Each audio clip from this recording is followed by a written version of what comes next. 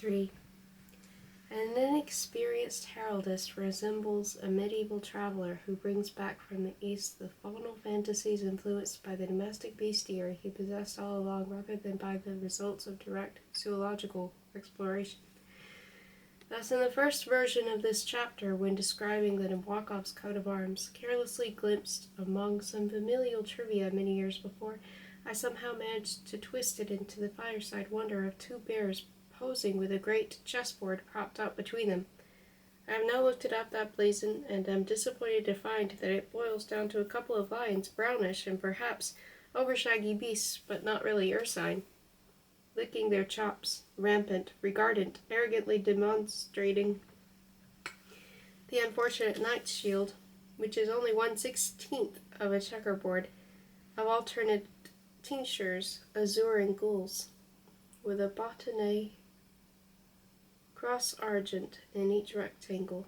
Above it one sees what remains of the knight, his tough helmet and indelible gorget, as well as one brave arm coming out of a foilet ornament, gules in azure, and still brandishing a short sword. Zahrabos, for valor, says the scripture. According to my father's first cousin, Vladimir Viktorovich Golubtsov,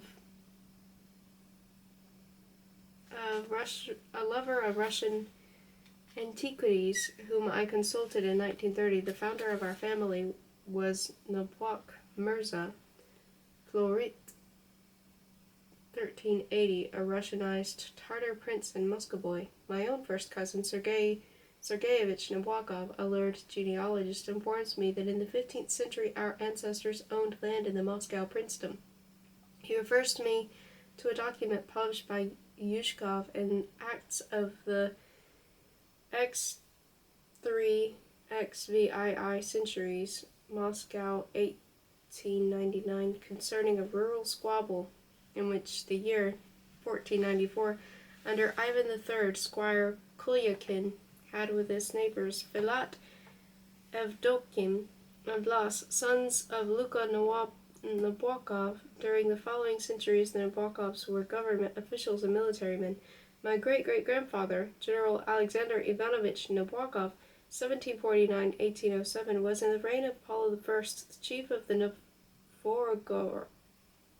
Novgorod garrison regiment called Nabokov's Regiment in official documents. The youngest of his sons, my great-grandfather Nikolai Alexandrovich Nabokov, was a young naval officer in 1817 when he participated with the future admirals Baron von Wrangel and Count Lich under the leadership of Captain, later Vice Admiral Vasily Mihailovich Golovnin, in an expedition to map Nova Zembla, of all places, where Nabokov's river is named after my ancestor. The memory of the leader of the expedition is preserved in quite a number of place names, one of them being Golovnin's Lagoon, Seward Peninsula, W. Alaska, from where a butterfly, Parnassus phoebus golovninus, raiding a big stick, has been described by Dr. Holland. But my great-grandfather has nothing to show except that very blue, almost indigo blue, even indignantly blue, little river winding between wet rocks, for he soon left the navy, n'ayant pas l'épide marine, as has my cousin Sergei Sergeyevich, who informed me about him, and switched to the Moscow Guards. He married Anna Alexandrovna Nazimov, sister of the Decembrist. I know nothing about his military career, whatever it was.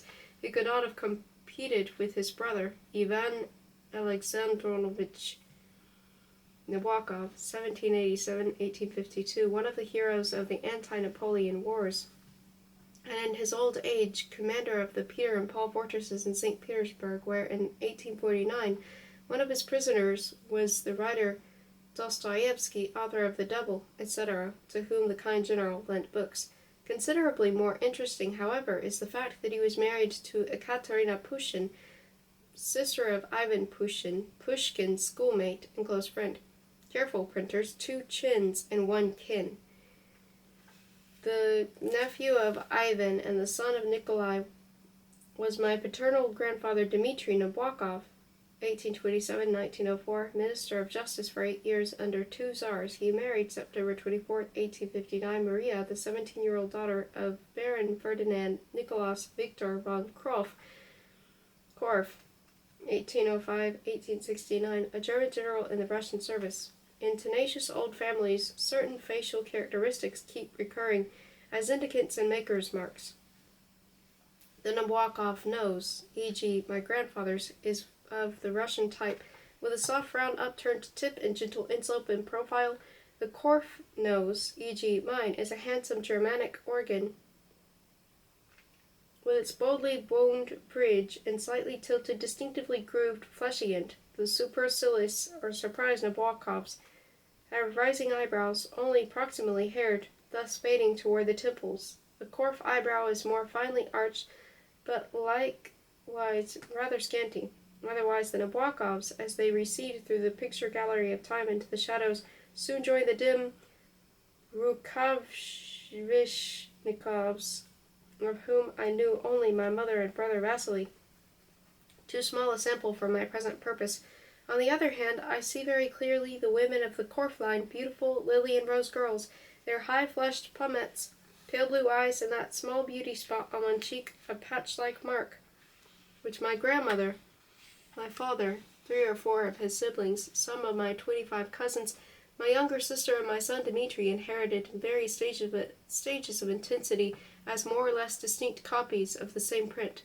My German great-grandfather, Baron Ferdinand von Korff, who married Nina Alexandrovna Shishkov, 1819-1895, was born in Königsberg in 1805, and after a successful military career died in 1869 in his wife's Vulcan domain, near Saratov. He was the grandson of Wilhelm Karl, Baron von Korff, 1739-1799, and Eleanor Margaret, Baroness von der Ostensacken, 1731-1786, the son of Nikolaus von Korff, d. 1812, a major of the Prussian army, and Antoinette Theodora Graun, d. 1859, who is the granddaughter of Karl Heinrich Graun, the composer. Antoinette's mother, Elizabeth Ney Fischer, born 1760, was the daughter of Regina born Hartung, 1732-1805, daughter of Johann Heinrich Hartung, 1699-1765, head of a well-known publishing house in Königsberg. Elizabeth was a celebrated beauty. After divorcing her first husband, Justitierat Graun, the composer's son, in 1795, she married the minor poet Christian August von Stagemann, and was the motherly friend, and as my German source puts it, of a much better-known writer, Heinrich von Kleist, 1777-1811, who at 33 had fallen passionately in love with her 12-year-old daughter, Hedwig Marie, later von Olfers. He is said to have called on family to say adieu before traveling one sea for the carrying out of enthusiastic suicide pact with a sick lady, but was not admitted, it being laundry day in the Stageman household. The number with diversity of contacts that my ancestors had with the world of letters are truly remarkable.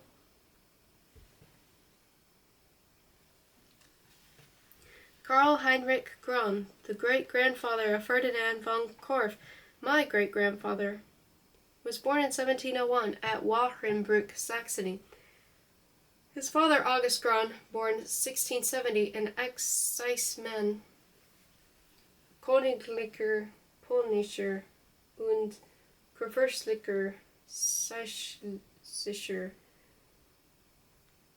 Auxinischmer, the elector in question being his namesake August II, King of Poland, came from a long line of parsons. His great-grandfather, Wolfgang Graun, was in 1575 organist at Plauen, near Wahrenbrück, where a estate of his descendant, the composer, graces a public garden. Karl Heinrich Graun died at the age of 58 in 1759 in Berlin, where 17 years earlier the new opera house had opened with the Caesar and Cleopatra. He was one of the most eminent composers of his time, and even the greatest according to local necrologists, touched by his royal patron's grief. Groen is shown posthumously standing somewhat aloof with folded arms in Menzel's picture of Frederick the Great, playing Groen's composition on the flute. Reproduction of this kept following me through all the German lodgings I stayed in during my years of exile. I'm told there is at the Sanssouci Palace in Potsdam a contemporary painting representing Groen and his wife, Dorothea Redkop, sitting at the same Klavkin. Musical encyclopedias often reproduce the portrait in the Berlin Opera House, where he looks very much like the composer Nikolai Dmitrievich Nabokov, my first cousin, an amusing little echo to the tune of $250 from all those concerts under the painted ceilings of a gilded past blandly reached me in Heil-Hitterling, Berlin in 1936, when the Groen family entail, basically a collection of pretty snuff boxes and other precious knickknacks, whose value was passing through many avatars, and the Prussian State Bank had dwindled to 43,000 Reichsmarks, about $10,000, was distributed among the prominent composer's descendants, the von Korff, von Wissmann, and Nabokov clans. A fourth line, the Counts Asinari de San Marzano, had died out. Two Baronesses von Korff had left their trace in the police records of Paris. One, born Anna Christina Stegelmann, daughter of a Swedish banker, was the widow of Baron Fromhold, Christian von Korff, colonel of the Russian army, a great-granduncle of my grandmother. Anna Christina was also the cousin of the sweetheart, or both, or another soldier, the famous Count Axel von Fersen, and it was she who, in Paris in 1791, lent her passport and her brand-new custom-made traveling coach, a sumptuous affair on high red wheels, upholstered in white Utrecht velvet, with dark green curtains and all kinds of gadgets, then modern, such as Vaste Voyage, to the royal family for their escape to Varennes, the queen impersonating her and the king the tutor of the two children. The other police story involves a less dramatic masquerade. With Carnival Week nearing in Paris more than a century ago, the Count de Morny invited to a fancy ball at his house une noble dame que la Russie a prêté ce qui veut à la France, as reported by Henry's to the Gazette du Palais section of the illustration, 1859, page 251. This was Nina Baroness von Korff, whom I have already mentioned. The eldest of her 5 daughters, Maria, 1842-1926, was to marry in September of the same year, 1859, Dmitry Nikolaevich Nabokov, 1827-1904, a friend of the family who was also in Paris at the time. In view of the ball, the lady ordered for Maria and Olga flower girl costumes as 220 francs each. Their cost, according to the Gleib illustration reporter, represented 643 days. De nourriture, de lawyer et d'entretien du père Crepin, food, rent, and footwear, which sounds odd. When the costumes were ready, Madame de Korff found them trop décolletés and refused to take them.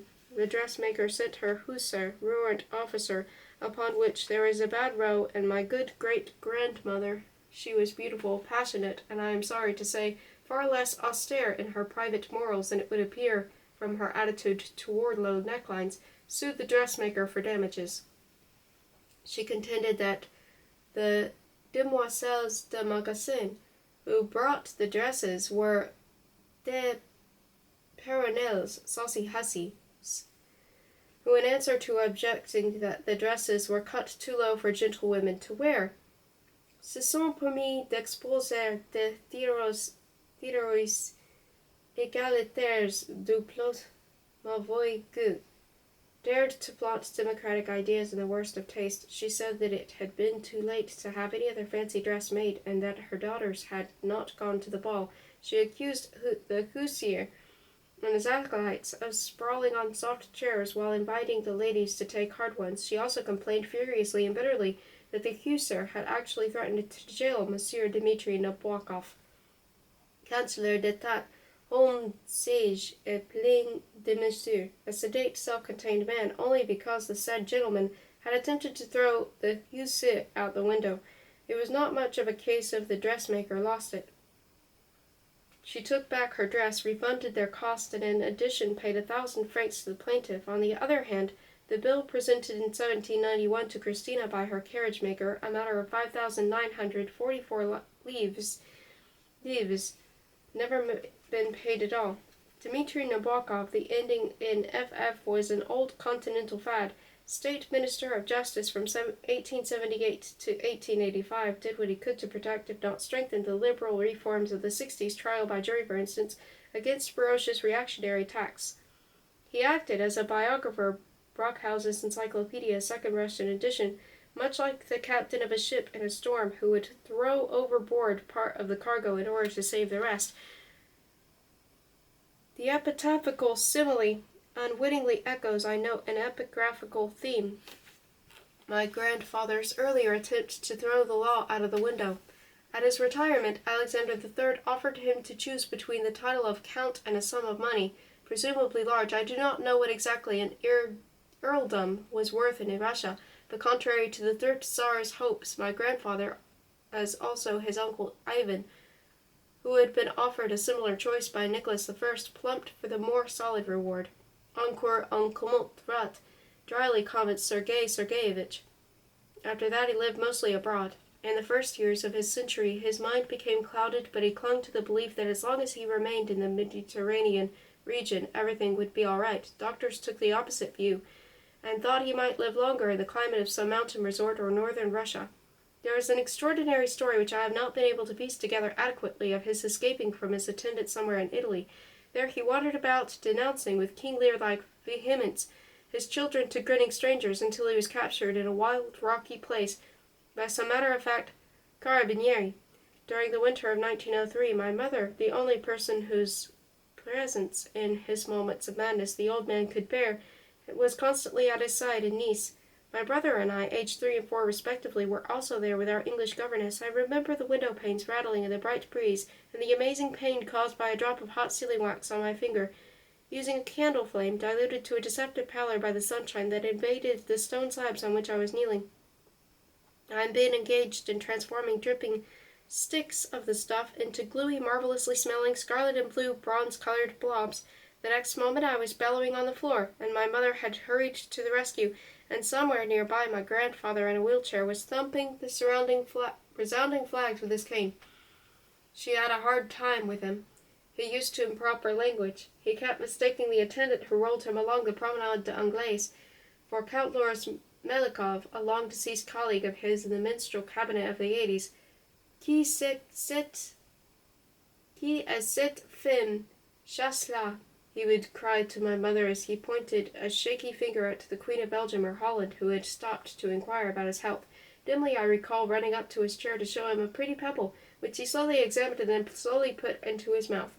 I wish I had more curiosity when in later years my mother used to recollect those times. He would lapse for ever-increasing periods into an unconscious state. During one such lapse he was transferred to his pied-à-terre on the Palace Quay in St. Petersburg. As he gradually regained consciousness, my mother camouflaged his bedroom into the one he had in Nice. Some similar pieces of furniture were found, and a number of articles rushed in from Nice by a special messenger, and all the flowers with his hazy senses had been accustomed to were obtained, in their proper variety and profusion, and a bit of house wall that could be just glimpsed from the window was painted a brilliant white, so every time he reverted to a state of comparative lucidity, he found himself safe on the illusory Riviera artistically staged by my mother. And there, on March 28, 1904, exactly 18 years, day for day before my father, he peacefully died. He left 4 sons and 5 daughters. The eldest was Dmitri, who inherited the Nabokov Majorat in the then Tsardom of Poland. His first wife was Lydia Eduardovna Falstvine.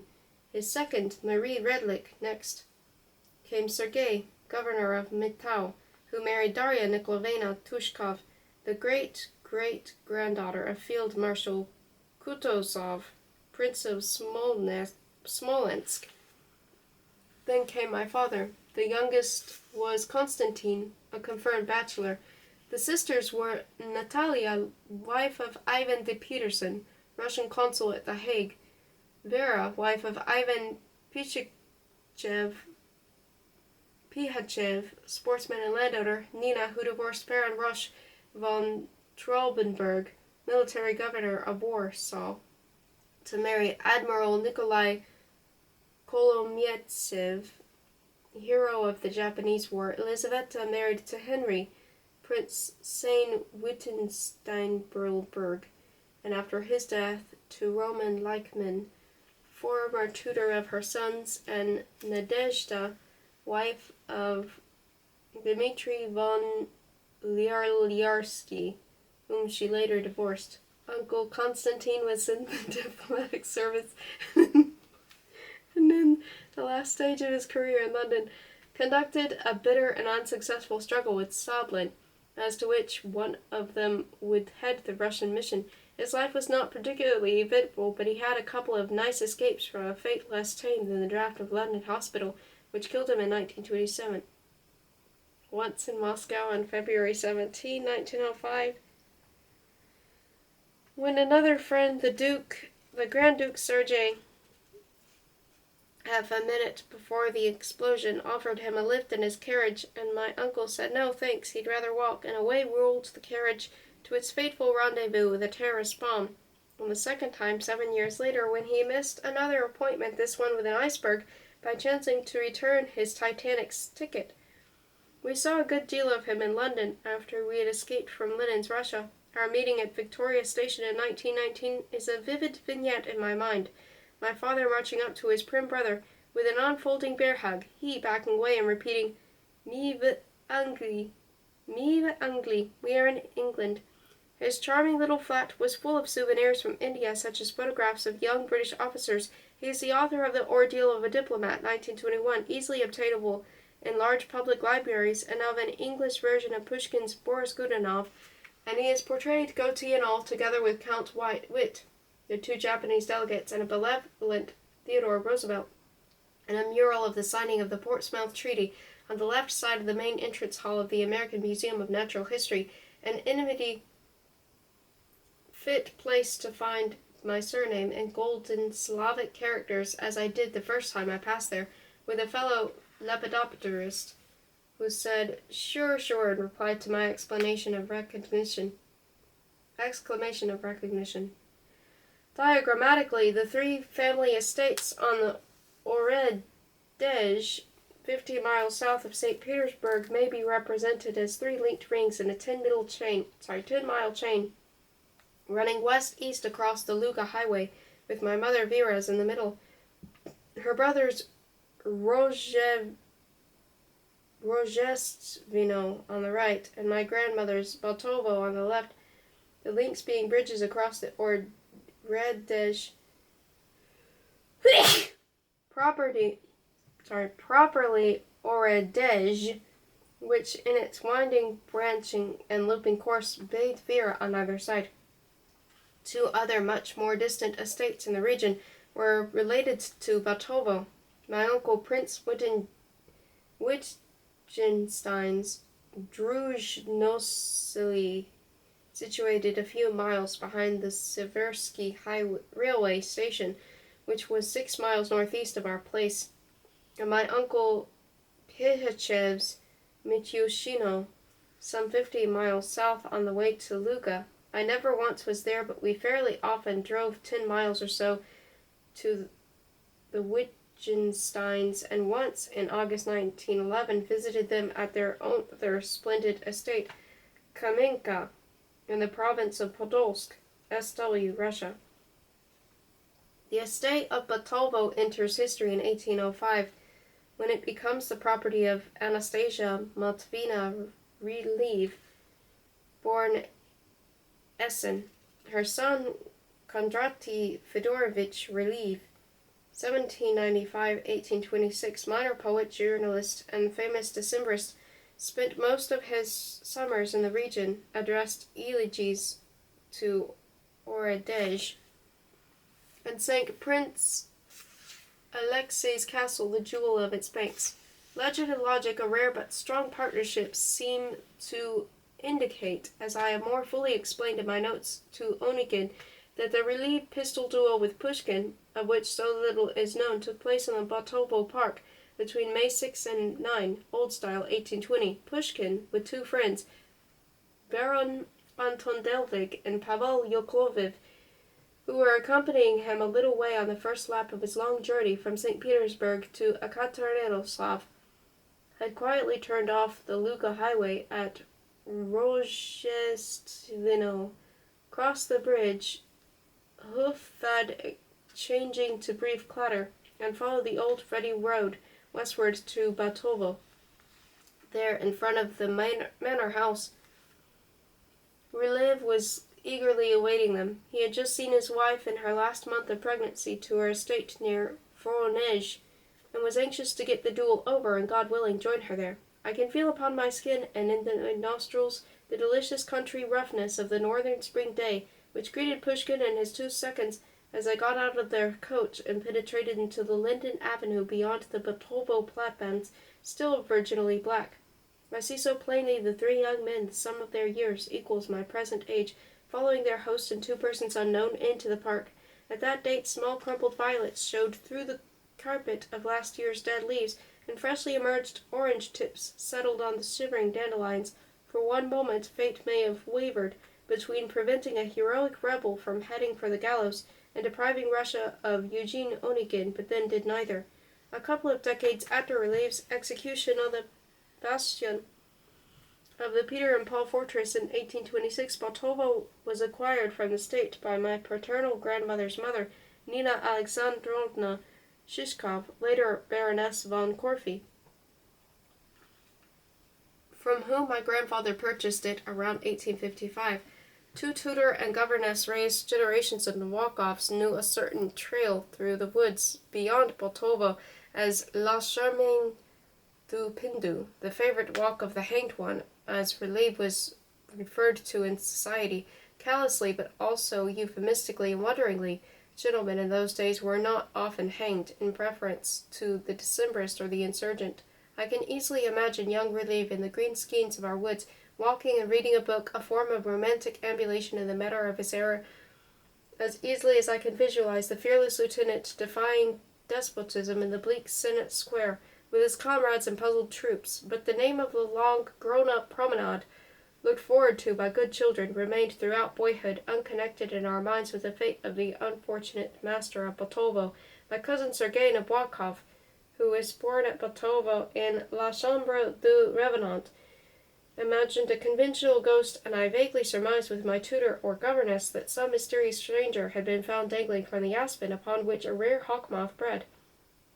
That Rylev may have simply been the hanged one, Poveshny or Veselnik to the local peasants is not unnatural, but in the manorial families a bizarre taboo prevented apparently parents from identifying the ghost, as if a specific reference might introduce a note of nastiness into the glamorous vagueness of the phrase designating a picturesque walk in a beloved country place. Still, I find it curious to realize that even my father, who had so much information about the Decembrists and so much more sympathy for them than his relatives, never once, as far as I can recall, mentioned Kondraty Rylev during our rambles and bicycle rides in the environs. My cousin draws my attention to the fact that General Rylev, the poet's son, was a close friend of the Tsar Alexander II and of my grandfather, D.N. Nabokov, and that on ne parle pas de quoi dans le maçon du Pindu. From Batovo, the old jetty road, which we have followed with Pushkin and now retrace, ran east for a couple of miles to Rozhestvino. Just before the main bridge, one could either turn north or in open country toward Arvira and its 2 parks on each side of the road, or else continue east down a steep hill past an old cemetery choked with raspberry and racemosa, and cross the bridge toward my uncle's white-pillared house aloof on its hill.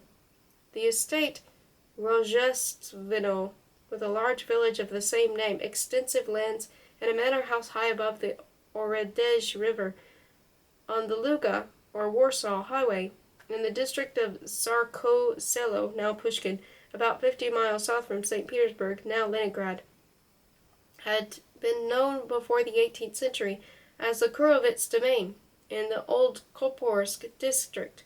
Around 1750 it had been the property of Prince Alexei, the unfortunate son of that arch-bully, Peter I. Part of an escalier de robe and something else I cannot recollect were preserved in a new anatomy of the building. I have touched that banister and have seen or trod on the other forgotten detail. From that palace along that highway leading to Poland and Austria, the prince escaped only to be lured back from as far south as Naples to the paternal torture house by the Tsar's agent Count Peter Andreevich Tolstoy, one time ambassador in Constantinople, where he had obtained for his master the little blackamoor whose great-grandson was to be Pushkin. Rojestveno later belonged, I believe, to a favorite of Alexander I, and the manor had been partly rebuilt when my maternal grandfather acquired the domain around 1880 for his eldest son Vladimir, who died at 16 a few years later. His brother Vasily inherited it in 1901 and spent there 10 summers out of the 15 that still remained to him. I particularly remember the cool and sonorous quality of the place. The checkerboard flagstones of the hall, tin porcelain cats on a shelf, a sarcophagus and an organ, the skylights and upper galleries, the colored dusk of mysterious rooms, and carnations and crucifixes everywhere. In his youth, Karl Heinrich Grun had a fine tenor voice. One night, having to sing in an opera written by Schumann, chapel master of Brunswick, he got so disgusted with some errors in it that he replaced them by others of his own composition. Here I feel the shock of gleeful kinship. Yet I prefer 2 other ancestors of mine, the young explorer already mentioned, and that great pathologist, my mother's maternal grandfather, Nikolai Illarionovich Kozlov, 1814-1889, first president of the Russian Imperial Academy of Medicine and author of such papers as On the Development of the Idea of Disease, or On the Coarctation of the Jugular Foramen in the Insane. At this convenient point I may as well mention my own scientific papers, and especially my 3 favorite ones: Notes on Neotropical Plebginae Psyche, Volume 52, Nos 1, 2, and 3, 4, 1945, A New Species of Silargus Nabokov, the entomologist, December 1948, and the Nearctic members of the genus Lacedes Hubner, Bulletin Mass Comp Zool, Harvard Call, 1949, after which year I found it no longer physically possible to combine scientific research with lectures, belles lettres, and Lolita, for she was on her way, a painful birth, a difficult baby. The Rukavishnikov blazon is more modest, but also less conventional than the Nabokov one.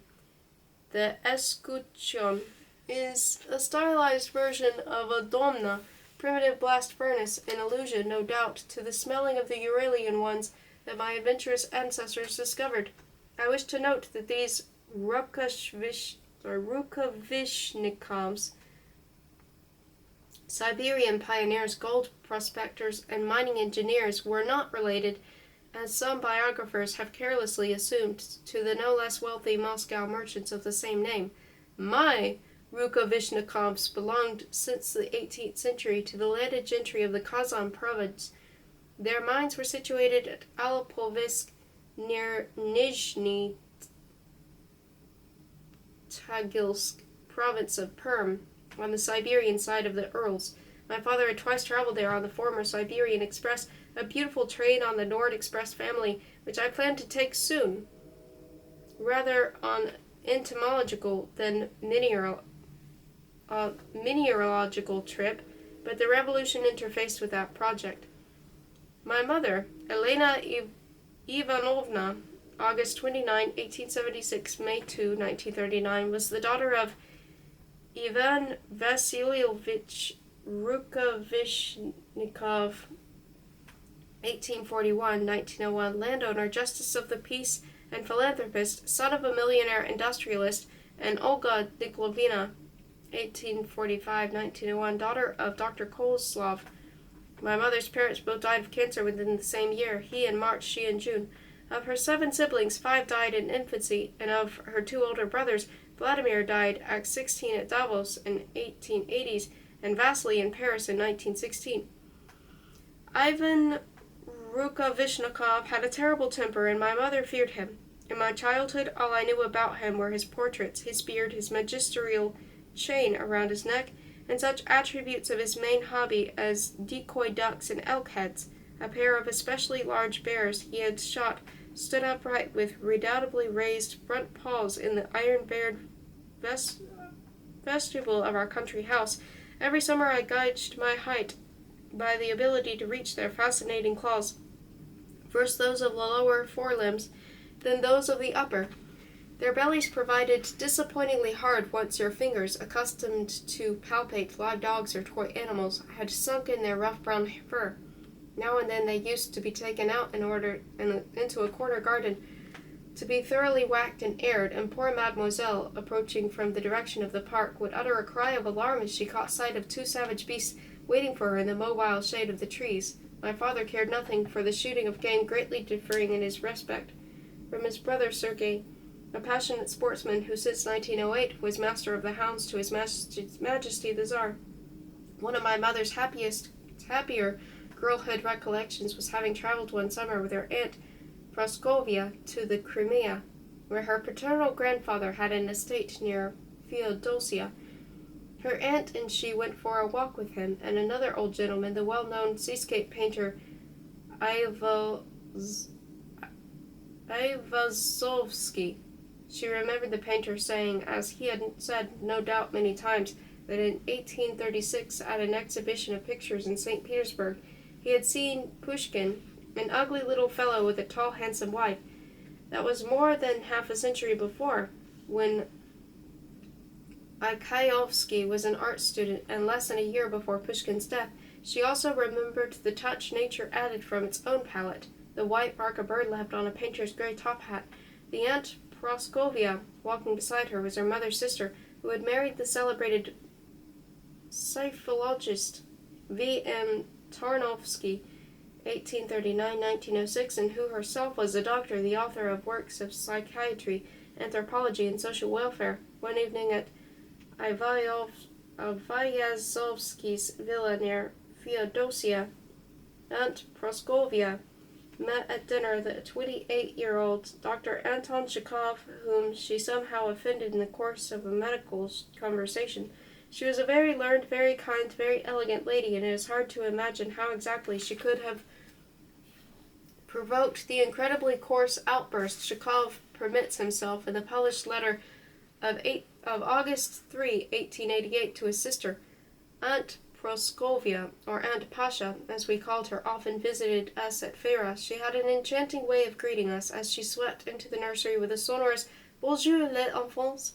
She died in 1910. My mother was at her bedside, and Aunt Pasha's last words were, "That's interesting. Now I understand. Everything is water. Vasyo voda." My mother's brother Vasily was in the diplomatic service, which he treated, however, far more lightly than my uncle Constantine did, for Vasily Ivanovich was not a career.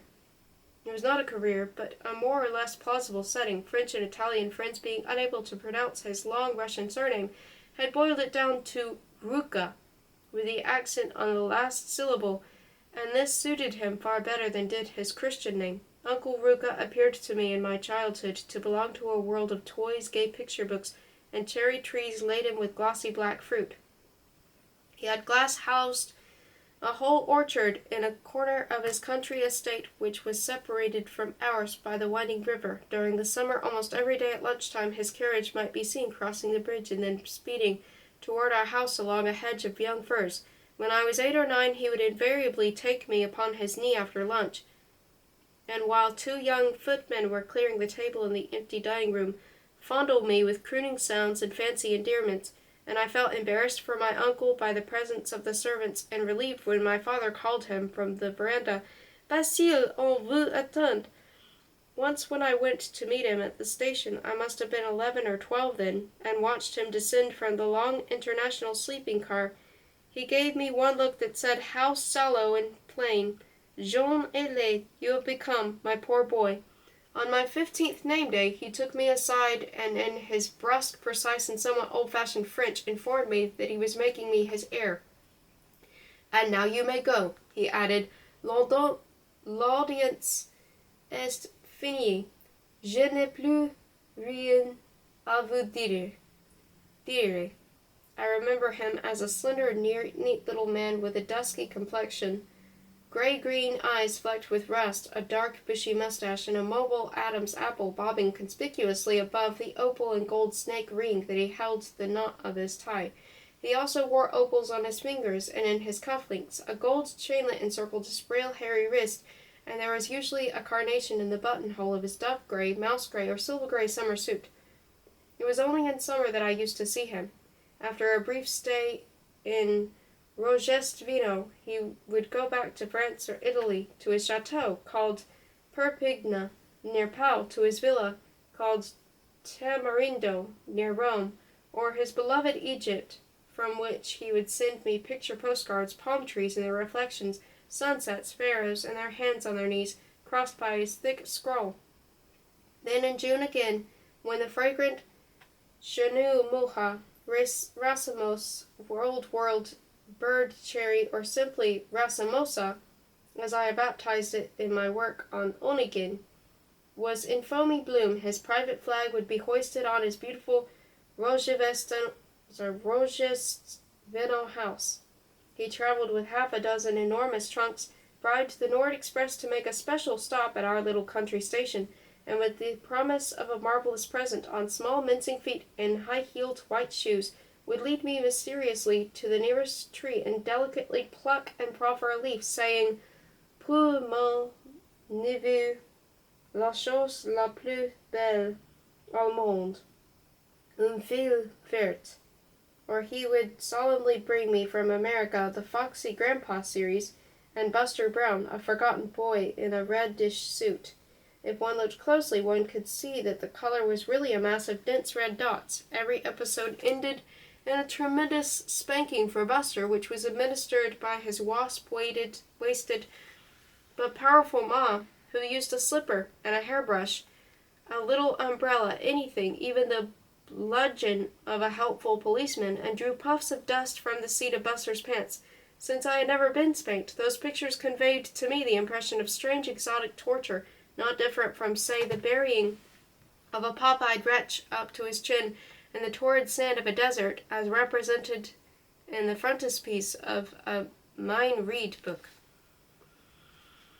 Uncle Ruka seems to have led an idle and oddly chaotic life. His diplomatic career was of the vaguest kind. He prided himself, however, on being an expert in decoding ciphered messages in any of the 5 languages he knew. We subjected him to a test one day, and in a twinkle he turned the sequence 5, 13, 24, 11, 13, 16, 9, 13, 5, 5, 13, 24, 11 into the opening words of a famous monologue in Shakespeare. Pink-coated, he rode to hounds in England or Italy.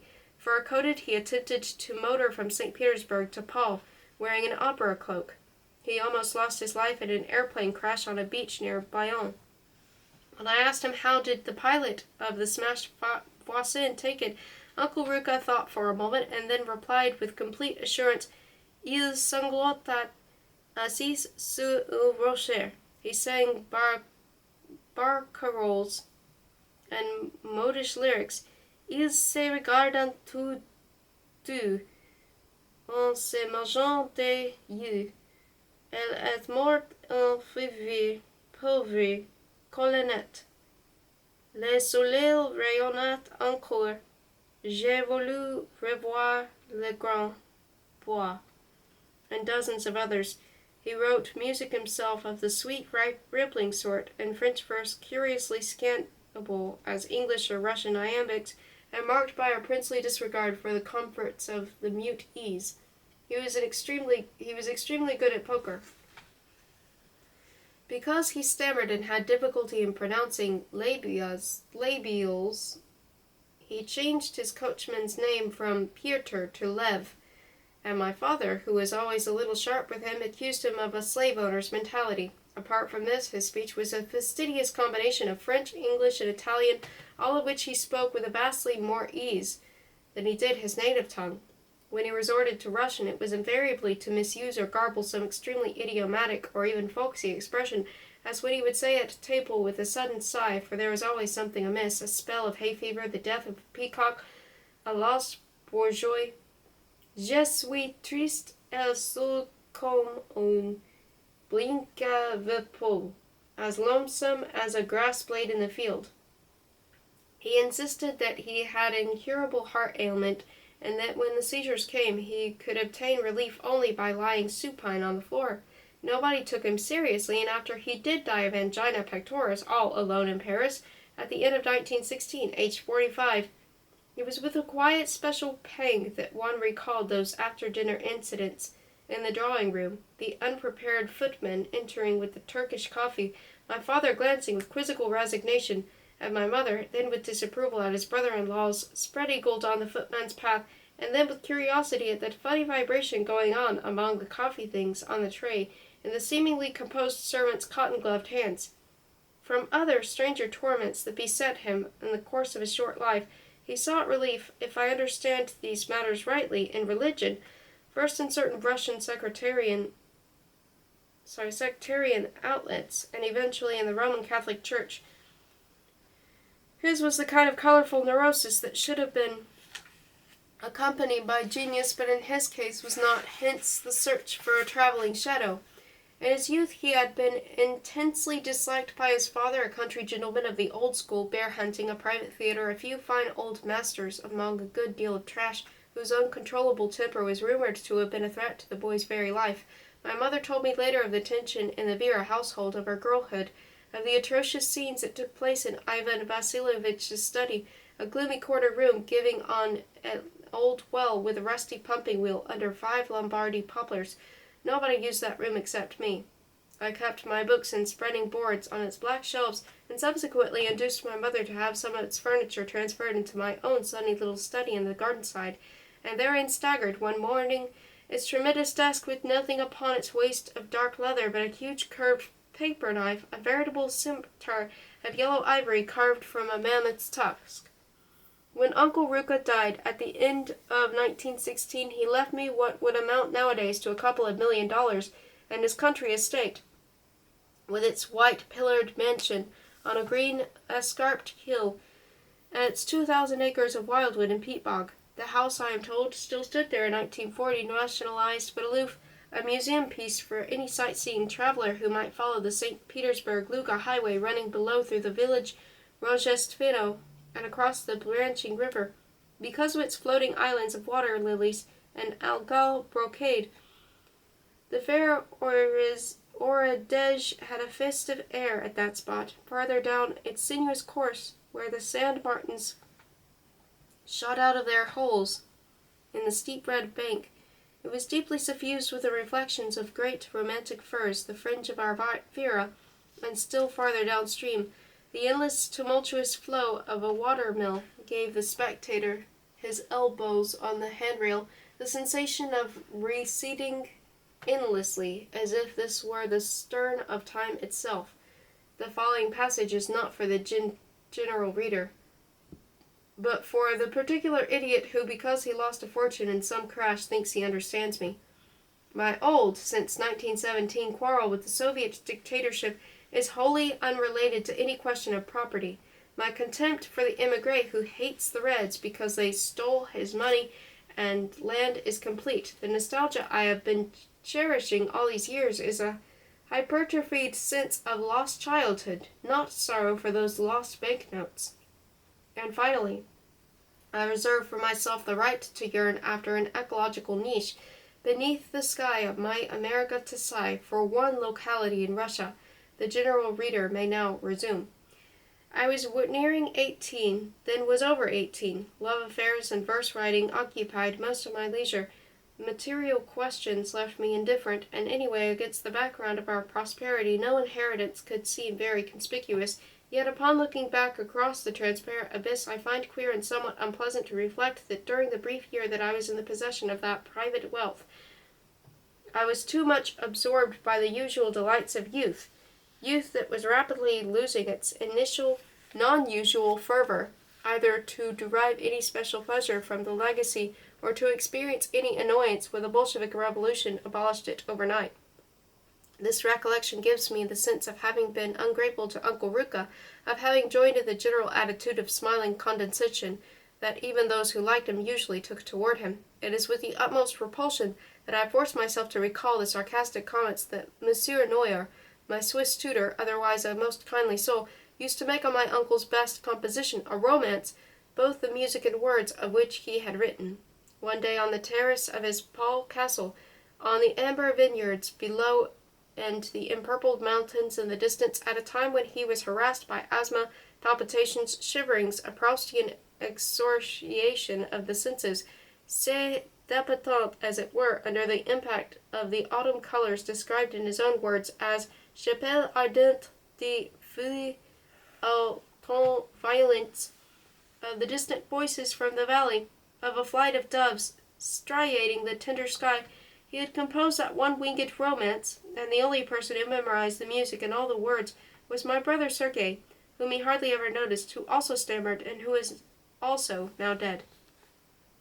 L'air transparent fait monter de la plaine, he would sing in his high tenor voice, seated at the white piano in our country house, and if I were at that moment hurrying through the adjacent groves on my way home for lunch, soon after seeing his jaunty straw hat and the black velvet-clad bust of his handsome coachman in Assyrian profile, with scarlet-sleeved outstretched arms, skim rapidly along the rim of the hedge separating the park from the drive, the plaintive sounds, un vol de tourterelles striées, les cils tendres, les chrysanthemums séparant pour la Toussaint, reached me in my green butterfly net on the shady, tremulous trail, at the end of which was a vista of reddish sand, and the corridor of our freshly repainted house, the color of young fir cones, with the open drawing-room window, whence the wounded music came. The act of vividly recalling a patch of the past is something that I seem to have been performing with the utmost zest all my life, and I have reason to believe that this almost pathological keenness for the retrospective faculty is a hereditary trait. There is a certain spot in the forest, a footbridge across the brown brook, where my father would piously pause to recall the rare butterfly that on the 17th of August, 1883, his German tutor had netted for him. The 30-year-old scene would be gone through again. He and his brothers had stopped short in helpless excitement at the sight of the coveted insect poised on a log and moving up and down as though in alert respiration, its forked cherry-red wings with a Pavlovian eye-spot on each. In tense silence, not daring to strike himself, he had handed his net to Herr Roger, who was groping for it, his eyes fixed on the splendid fly. My cabinet inherited that specimen a quarter of a century later. One touching detail, its wings had sprung because it had been removed from the setting board too early, too eagerly. In a villa which in the summer of 1904 we rented with my uncle Ivan de Peterson's family on the Adriatic, the name was either Neptune or Apollo, I could still identify its crenellated, cream-colored tower in old pictures of Abbazia. Aged 5, mooning in my cot after lunch, I used to turn over on my stomach and carefully, lovingly, hopelessly, in an artistically detailed fashion difficult to reconcile with the ridiculously small number of the seasons that had gone to form the inexplicably nostalgic image of home that I had not seen since September 1903, I would draw with my forefinger on my pillow the carriage road sweeping up to our Vera house, the stone steps on the right, the carved back of a bench on the left, the alley of oaklings, beginning beyond the bushes of honeysuckle, and a newly shed horseshoe, a collector's item, much bigger and brighter than the rusty ones I used to find on the seashore, shining in the reddish dust of the drive. The recollection of that recollection is 60 years older than the latter, but far less than usual. Once, in 1908 or 1909, Uncle Ruka became engrossed in some French children's books that he had come upon in our house. With an ecstatic moan, he found a passage he had loved in his childhood, beginning, Sophie n'était pas jolie, and many years later my moan echoed his when I rediscovered in a chance nursery those same Bibliothèque Rose volumes, with their stories about boys and girls who led in France an idealized version of the Vie de Château, which my family led in Russia. The stories themselves, all those Les Malheurs de Sophie, Les Petits Vieux Modèles Lavacances are, as I see them now, an awful combination of precociosity and vulgarity, but in writing them the sentimental and smug Madame de Ségur, née Rostopchine, was Frenchifying the authentic surroundings of her Russian childhood, which preceded mine by exactly 1 century. In my own case, when I come over Sophie's troubles again, her lack of eyebrows and love of thick cream, I not only go through the same agony and delight that my uncle did, but have to cope with an additional burden, the recollection I have of him, reliving his childhood with the help of those very books. I see again my schoolroom in Vera, the blue roses of the wallpaper, the open window. Its reflection fills the oval mirror above the leatherned couch where my uncle sits, gloating over a tattered book. A sense of security, of well-being, of summer warmth pervades my memory. That robust reality makes a ghost of the present. The mirror brims with brightness. A bumblebee has entered the room and bumps against the ceiling. Everything is as it should be. Nothing will ever change. Nobody will ever die.